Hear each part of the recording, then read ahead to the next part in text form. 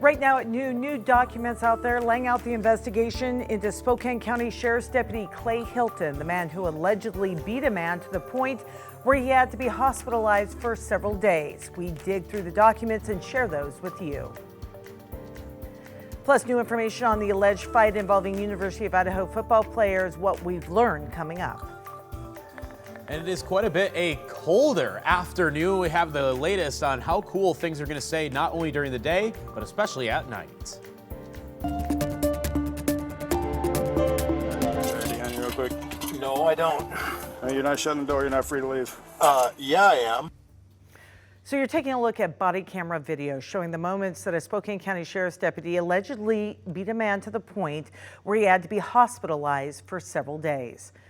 Good to see you, everyone. Hi, welcome to KREM 2 News at Noon. I'm Laura Papetti. 2 months ago, the Spokane Police Department recommended the deputy be charged with assault. Now they have the investigation behind that recommendation. KREM 2's Nicole Hernandez went through the documents, and we do want to share them with you. However, we do have a warning for you this afternoon. The details may be disturbing. Spokane police gave the prosecutor's office more than 1,000 pages of their investigation. It's an investigation into what happened here in August of last year. The man in this video, Kevin Hinton, is planning on suing the county for excessive force.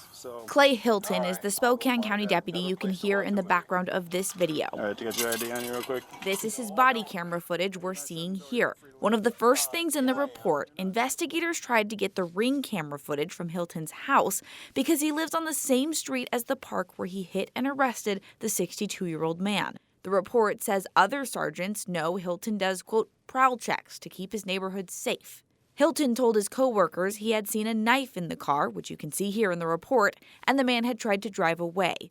Also in the report, messages between Hilton and some of his co-workers from after the arrest. He says, quote, I think he may have learned a lesson, and, quote, wait for his booking photo.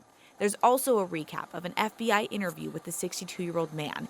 He says he was in cuffs for 3 to 4 hours and they were, quote, horrifyingly painful, calling it torture. He also says he had 5 broken ribs, needed 6 stitches in his lip, and now has lingering headaches and memory problems. The medic who checked him out at the park had cleared him for transport to the jail, but once he got there, the jail refused to book him for his injuries. Another chunk of the report is emails from the Spokane County District Courthouse.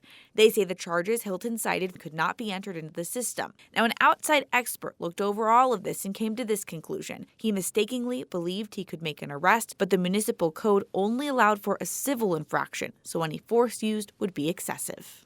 The Yakima County prosecutor is ultimately deciding whether or not Spokane County should charge Hilton with assault. They told us today in this statement here, quote, we are in the very active process of reviewing the extensive discovery provided to our office. They also said they should know more in the next several weeks. In studio, Nicole Hernandez, KREM 2 News.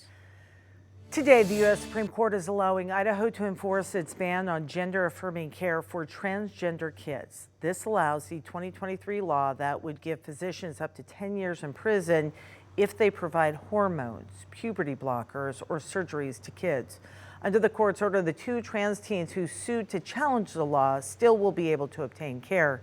Previously, a federal judge had blocked the law in its entirety, saying that it was necessary to do so to protect the teens. Tonight is another City of Spokane public safety meeting. These meetings are intended to provide Spokane folks the opportunity to weigh in on the city's new public safety leadership. Tonight's meeting is taking place at the Liberty Park Library and it begins at 6 o'clock.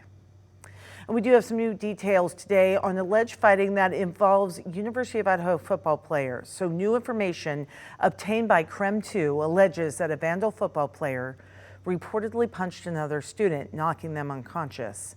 That player was allegedly accompanied by several teammates wearing ski masks and carrying pipes. Right now, 20 players are under investigation for the fight.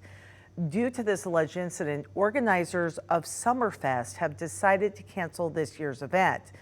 According to organizers, the person who was knocked out happened to be the child of Summerfest's biggest sponsor during all 3 years.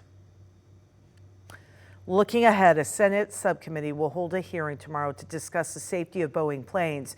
It follows new claims made by a whistleblower. The former Boeing engineer is expected to testify about concerns over the manufacturing and assembly of the 787 Dreamliner.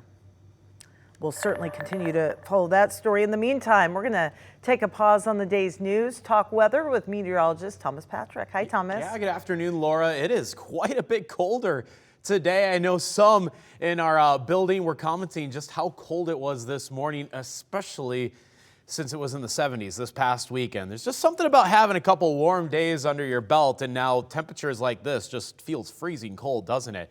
Just 48 as we hit the noon hour right now, and it's not going to get a whole lot warmer than this. In fact, we are tracking some scattered showers that are just now developing over the terrain and over the mountains of the inland northwest. Let's zoom on in these areas. It is just the mountains that are helping to disturb the atmosphere. Just get a few of these showers turning over in the sky. So anywhere between Republic, Colville, Newport, and in northeastern Washington, as well as Bonners Ferry and Sandpoint in far north Idaho, right now have the best chance to see these showers. There are other areas in North Idaho that are also seeing these showers nearby, most notably out in St. Mary's. Looks like there might be a shower that is close to Elk and close to Northtown in Spokane. So we'll keep an eye on Doppler radar. Really small stuff, spotty showers for the midday and afternoon hours, but then the skies will re-clear at night. Unfortunately, that does mean it's going to get rather cold this evening. So coming up, we'll give you details on the extended outlook and just how cold our nighttime temperatures are going to be. That's all coming up.